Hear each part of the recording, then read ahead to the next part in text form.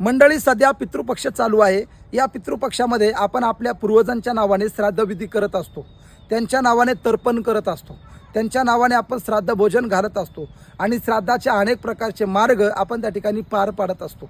आपला हेतू एवढाच असतो की आपल्या पूर्वजांना मुक्ती मिळावी, त्यांच्या आत्म्याला शांती मिळावी आणि आपण आपल्या पितृ ऋणामधून मुक्त होऊन पितृदोषापासून सुटका मिळवू शकतो।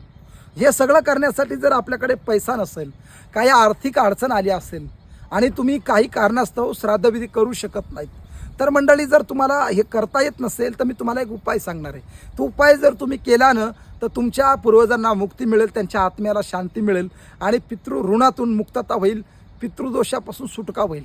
मी जो उपाय सांगणार आहे तो उपाय तुम्हाला करायचा आहे।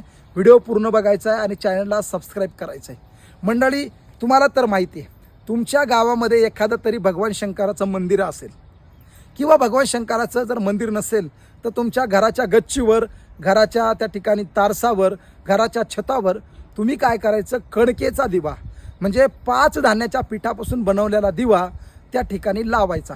भगवान शंकराच्या मंदिरात लावा किंवा छतावर लावा आणि तो दिवा दक्षिणेकडे तोंड करून लावा आणि दिव्यामध्ये मोहरीचं तेल घाला।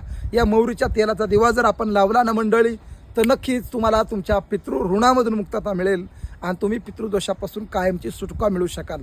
हे सगळं झाल्यानंतर तुम्ही श्राद्धविधी जर तुम्हाला योग्य पद्धतीने करता येत असेल तर तुम्ही करू शकता। रामकृष्ण हरी।